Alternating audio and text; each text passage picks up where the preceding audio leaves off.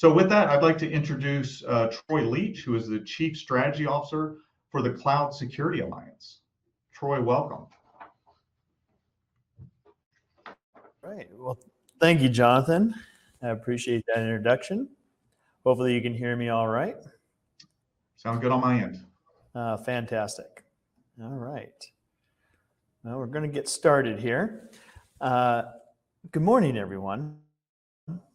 Today I'm going to be talking about my thoughts on some of the more important changes that have happened to PCI DSS version 4 and what I foresee are some of the influential items that we're going to address to meet some of the, not only the standard, but also some of the changes that are happening very quickly in technology, in global regulation, in emerging cybersecurity risks.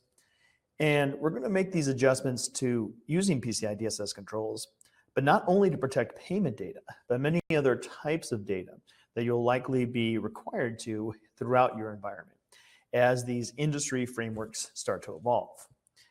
Now, before I do any of that, I come from a standards background. I want to take a moment and share how important standards like PCI DSS are in our daily lives, right? So from the Bluetooth device that doesn't shock you in the shower to the Wi-Fi network in your home, working universally with all these different devices, we benefit from hundreds and hundreds of standards every day.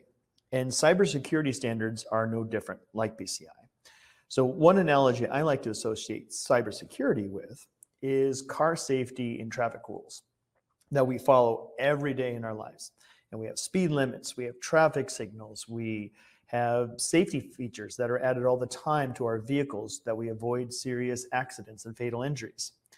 And over the past century, in the use of vehicles, there has been some major innovations, some new requirements to improve upon that safety, right? We've had seatbelts as a mandatory requirement, airbags to protect drivers and passengers, guardrails around treacherous corners. And if we go way back, even the acceptance and trust of automation and of mechanical and electrical devices to perform some duties once reserved for humans to help traffic cars. You know, I wonder what it was like for the first few highly congested intersections that went through some type of policing traffic to automated streetlights. There was this area and a period of adjustment. And we have that same type of era happening in a much younger industry, which is digital payments, going on right now. And some of the major changes that you see in PCI DSS 4 actually reflect that type of transformation. So what I'd like to talk to you today about is how these changes reflect in the most recent standard, as well as give you some little predictions of how the industry is evolving and the changes that are ahead of us. Because frameworks should provide a way for industry to continue to innovate without this reckless chaos that hurts consumers, businesses, and the overall community. And it also applies efficiencies built onto these discoveries so that we don't each have to have an expert research group trying to find all of the complex cybersecurity risks. We can actually learn and glean from the broader community as such within standards. Some of my background here with the standard. So for a little context, I have, while I'm currently with the Cloud Security Alliance, my background is that I was with PCI Council for many years, about 18 years, if you go back to the formation of the PCI Council and the industry working group that preceded what became the PCI Council. And then I stayed on as a chief standards architect and chief technology officer for first 15 years of the organization and stepped down last year. So I do know a little thing about PCI, and over those years, I've had many people listen to what I've had to say. And so as a result, I've had an inflated feeling of self-importance on the matter of PCI. And so hopefully you can enjoy these thoughts and ahead of us. So for some of the more significant changes in PCI DSS, I'm not going to go through most of these. I think Avni and Matt are going to do a great job of going into some of these details, but I wanted to highlight maybe my top dozen requirements that I think are going to be substantial in the changes that are happening with version 4 that goes fully into effect as the only standard starting next year, March of 2024. And some of these requirements, there is still a sunrise. That was always the intention of the PCI Council, that we provided a good on-ramp to be able to put into budgets and planning the methodologies and some of these changes that are needed. And I will say that many of these changes that I'm going to be talking with you today about, really, they've been discussed and contemplated for many years. Some of them back to 2010, I think was at version 2.0, and even before that. And the reason maybe they didn't go into effect back then was the technology readiness that all merchants and service providers would be able to achieve some of the security objectives of these new requirements. So these have been thought about for quite some time and now are being implemented in version 4. So we'll go through them. One is the encryption of SAD, sensitive authentication data, is now required to be stored before authorization is completed. This is for everywhere, point of sale devices and cloud service environments and all this. So before there was an allowance for authorization to have some use and need, but the reality is that encryption has become so cheap to manage that now we have the ability to put this into place and be cost effective for everyone. 541, additional process for detecting and protecting personnel from phishing attacks. We'll talk a lot bit more of this, especially as we talk about how AI has really been disruptive, even since PCI DSS 4.0 was published, and how phishing attacks have become much more sophisticated. 643, management of all payment page scripts loaded and executed in a customer's browser. So we're going from really, there was always some elements of JavaScript and other things being loaded into a consumer's browser, but it's really expanding the scope to be, because all of the devices have become really consumer driven for a lot of payment transactions. Password length must now be a minimum of 12 characters. There's a lot of additional password guidance. There's also allowance and recognition that passwords and passphrases may not be the form of authentication you want to use. With that, there's additional multi-factor authentication user requirements, and now it is applicable to all users in the card data environment. And we see more emphasis on automation, automated mechanisms used to perform audit log reviews. I remember in the early days of PCI, I'm talking 2007, 2008, hearing of a data breach and of the forensic investigator telling me afterwards that as they went into this location in Vietnam and looking at where the person was monitoring all the log reviews, it was a gentleman in a small closet of a room with eating a sandwich, watching thousands and thousands of elements of log go through. And technically he was reviewing it, but there really was no value to that. So looking at some ways to automate and trigger and flag when there is truly an issue. Also, 11312 with the internal vulnerability scans must be performed by authenticated scanning. I think Qualis will spend a little bit of time on this, as well as Matt, talking about the importance and why this is very different around the authenticated scanning itself. 1147, which is about supporting customers' card data environment in third parties. And so you're looking at multi-tenant service providers. You can think of cloud service providers, SaaS providers being one of those type of entities. 11511, the technique to detect, alert, prevent, and address malware communication. 1161, the mechanisms to detect changes of unauthorized modification to HTTP headers and payment pages. And again, that's the consumer side and what you're receiving to make sure that there's integrity and nothing's been manipulated, to prevent some of the e-skimming type of attacks we've seen over the last 5 to 6 years. And then document and confirm PCI scope much more frequently, especially if you're a service provider doing it every 6 months. And I've left it here for the end, but one of the others is Appendix D and E, the customized approach. This is a new methodology, and I would say that in the early days of PCI, when we were first creating the standard, there's elements of the spirit and intent of customized approach that I really was hoping that we included. And in fact, these standards are developed in a consortium, and some of my colleagues and I think some of the aspects that we aspired for compensating controls never came and materialized. And compensating controls had a purpose and a role and they still exist, but it's different. And so I'm really pleased that the customized approach now exists. And I also add to that each and every requirement now has roles and responsibilities and elements of how you achieve a customized approach with each and every requirement. So it's a really important adjustment, and I know that Matt and others will talk about that.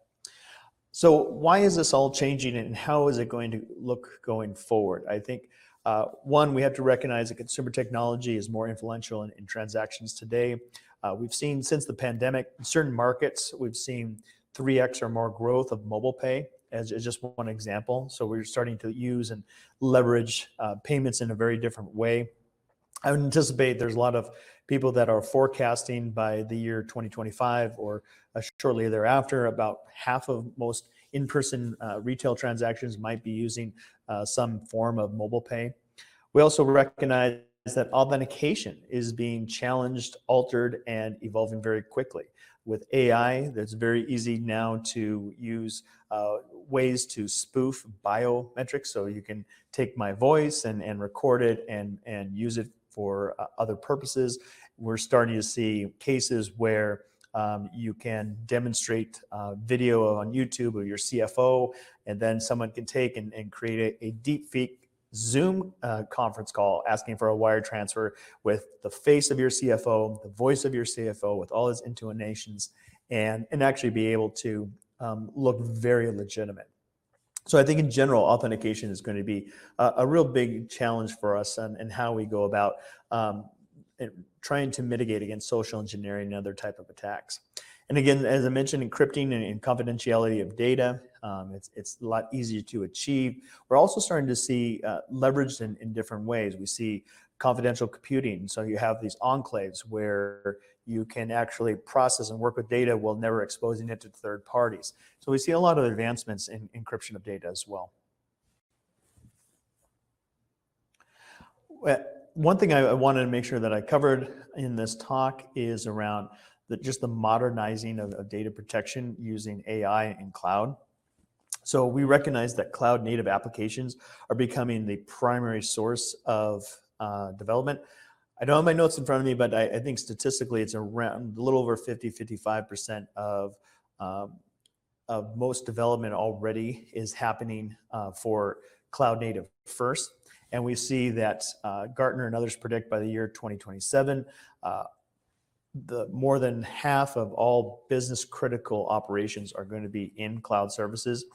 At CSA, we did a report I guess it's still this year, still 2023, where we surveyed hundreds of financial service organizations and found that almost over a third of them were already moving a majority of their business critical functions into cloud services. So we see this growing dependency on that. With that dependency becomes a lot more scrutiny from regulators around the world, including looking at protecting payment data through PCI standards.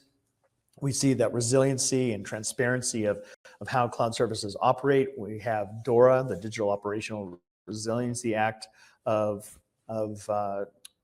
that's going into effect 2024, possibly enforcement in 2025. In Europe, as well as the ESA in Europe, where there is this enforcement of accountability for third parties. In the US, I know that US Treasury earlier this year posted around cloud services and financial services. There's agencies working on what that framework looks like. So if you're following PCI and all these new requirements for multi-tenant service provider, you're going to be a step ahead with preparing for possibly other global regulation that is coming. And with that, we also see these advancements in Gen AI. You think about it, ChatGPT was really launched and published around the same time as 4.0 came to market. And we're going to see this need to feed these training models. That's how they operate. They need more and more data, billions of nodes of information and work that can be processed. And so there's a concern that, and we've seen this. I have a colleague who's an ethical hacker who went into a bank and was very quickly, it was hired to look at their private large language model, and within minutes was able to spoof that large language model to make with a little prompt injection to make them think that he was the CEO and get all the personnel data, and then be able to do a whole bunch of nefarious attacks if he wanted to. So we're still in a growing period of maturity in how all this AI is going to be used, but it can also be used for a lot of good. And we'll talk a little bit about that as we continue this conversation. So one of the things that is growing in importance is continuous monitoring and automation. And we've seen within the standard now this real emphasis, especially if you get to Appendix A, of all third-party accounts, making sure that they have a need to be monitored for ongoing for security risk. We see application evaluation and inventory control happening where there is, and I will say with the inventory itself, we see not just with PCI, but we see with the Executive Order 1428 from the White House and other legislation around the world. There is an accountability that we're getting to the holiday season. I don't want to jinx anyone, but we are looking at the Log4js, the Apache struts, all of these open source dependencies, and our organization is going to be accountable for that to protect against any type of potential threat that would be into an environment. And how do we continually scan and monitor for that? And I think there's some incredible AI solutions coming out from Qualys that also help in this regard. But with that AI comes a need to not only detect, but also patch very quickly. And we're going to see just an increase, a real spike in the number of attacks. There was a report that came out just in the last 7 days or so, and I apologize, I don't remember the source, but it was published on CSO Online, and it showed that it looked at a majority, about half, 47% of organizations were going to cut their security headcount, but more than 2/3 saw an increase in the number of attacks. And I think with the increase of opportunities with fraud GPT and worm GPT, now we're starting to expand the universe of potential criminals and malicious users that can actually form very easy phishing attacks or have AI generate code. And so what's going to happen is we're going to have to battle AI with AI. And that comes in the form of faster detection and automated patching, use of machine learning for that continuous monitoring as to what's to be.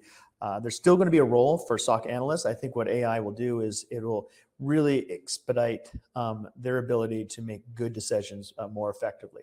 And it will help out, going back to the software and the applications, I think already today there is a common belief that about 40% of code going forward is probably going to be generated by AI. And we're going to see more of that going forward, because we can, rather than trying to train a software developer once a year on the value of security and protecting payment data, for example, for PCI applications, we're going to see more and more use of well thought out coded algorithms to create new code for us. And then just there's going to be this automated documentation and accuracy of these environment controls. I think sticking with that theme, we're going to see more and more ability for third parties to produce more real-time dynamic data flows of where and how payment data is within their environments because of that use of AI. And so with that, we have the modernization scope and third-party relationships as well. We recognize that we are now in this decentralized architecture where a lot of more focus on how do we protect the payment data and not necessarily build higher walls for our network architecture. It just is no longer reasonable. And there's also the importance of these third parties and the recognition that these relationships are increasingly being attacked. We see that there's just 60 credit unions that were attacked because they all used the same cloud provider and or service provider, SaaS provider, and were all compromised in the last week. And we see and hear about compromises to OpenAI, and really what that was is not attacks against the large language model, but it was attacks against the session management of who could see what coming out and being produced by the model. And so we're starting to see all of those third parties, again, as I mentioned, coming into scrutiny and the testing becoming critical. And we're seeing more of that with the PCI. I think the prior versions of PCI DSS did not have any references to cloud, and now I think there's 70 references to cloud. We have specific requirements for multi-tenant service providers, and you'll see, I think, more and more, that's where the education for this next version of PCI is really going to come into play. Because I do work for CSA, and Qualys has always been an executive member supporting the work for CSA.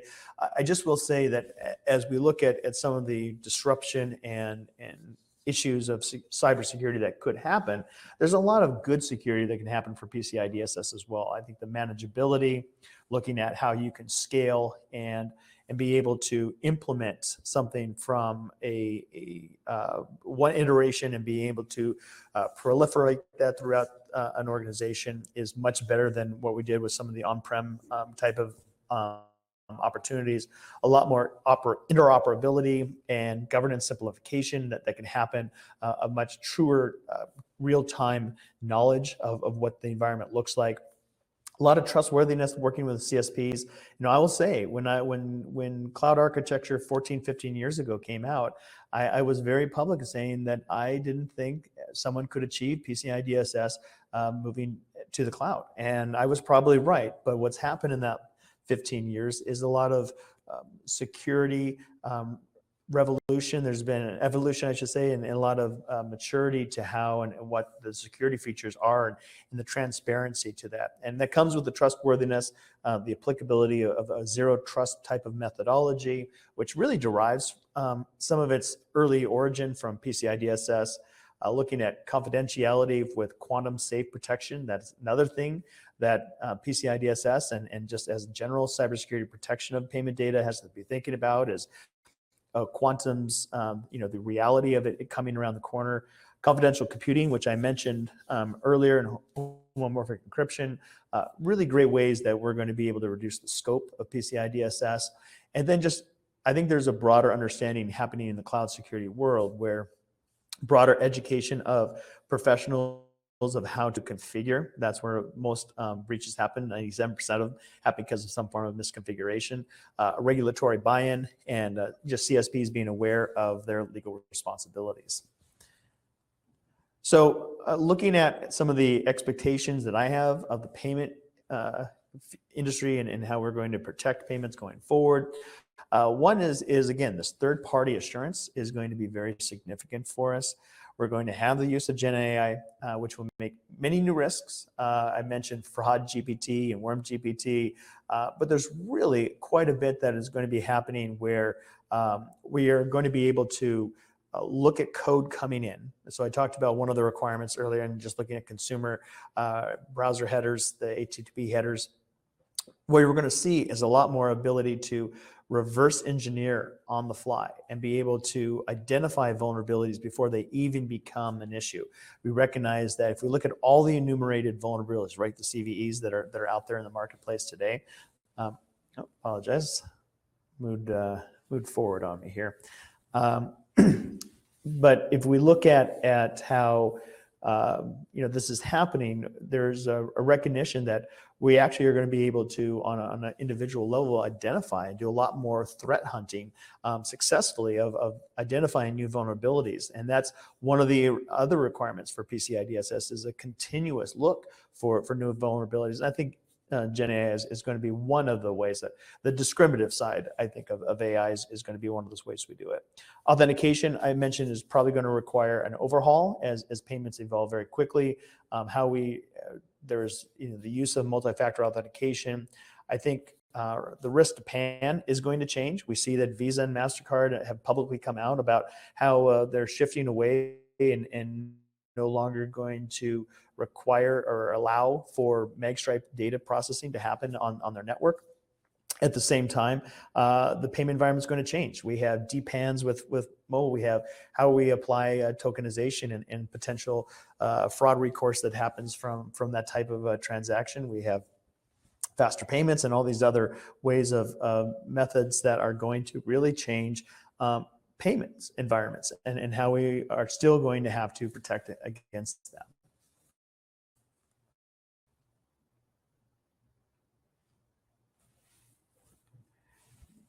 And then we have just coming full circle to the standards that I talked about earlier. I think there are several things that are going to be needed as PCI DSS reflects and going forward. The need for flexibility to meet speed of change. We're just moving and operating in a very fast-paced environment, much faster than what I anticipated when DSS earlier versions were released and we were writing those. And I think there's a need for multi-party recognition. So we have all these third parties, fourth parties, fifth parties, and a lot of these smaller organizations that can't afford to do 40 assessments at $40,000 each. There has to be some way that we can look and use and leverage PCI DSS and other types of validation for certain types of controls so that there's a true universal recognition of when people are being assessed and then can apply that they are doing that due diligence for other frameworks.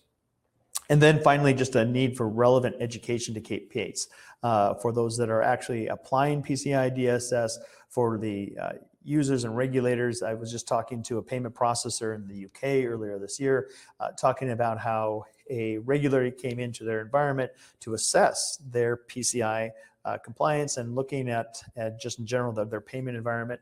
And they were asking a lot of questions that were very applicable if they were in a Microsoft Azure environment. Unfortunately, they processing through GCP and AWS, and it really didn't make sense. So I think there's going to be a need for education across all these technologies that I mentioned going forward. And just lastly, if you're not familiar with CSA, we are a nonprofit. I mentioned Qualys has been a longtime supporter of ours. We have education relevant training for practitioners, independent research and education. We have about 600 pieces of research that are freely available on our website. Focus on security, so we have a lot of tactical best practices. We do many webinars and education pieces with Qualys and others as well. And what our hope is that we are looking at some of the quicker adoption of really good avant-garde security that is going to simplify PCI DSS or whatever requirements those might be. Empowerment, we're looking at transparency of how service providers can support PCI and meet internal and regulatory security governance requirements as well, and really improve procurement. We have several pilots with banks all over the world on how you can more quickly onboard for whatever framework, whether it's PCI or another framework, onboard these third parties in a safe and secure way. And then assurance. We do cross mappings to frameworks. We just finished PCI DSS version 4 mapping earlier this fall, thanks to Shellman and many others. They did some of our quality assurance review of that. We also have a lot of other publicly available validation. We have a STAR registry, so you can go and look at 2,600 plus service providers that have gone through and validated to that program, so you can see where the security maturity of a potential third-party service provider might be, and then always looking for that proactive industry engagement. And so with that, I have completed my slides. I apologize. I couldn't do my notes, so there's not a lot of statistical data associated with PCI, but hope you still enjoyed it. And please feel free to reach out to me on LinkedIn or through my email, which is on the screen here, tleach@cloudsecurityalliance.org. Always happy to talk about the good work that my friends and colleagues are doing over at the PCI Council.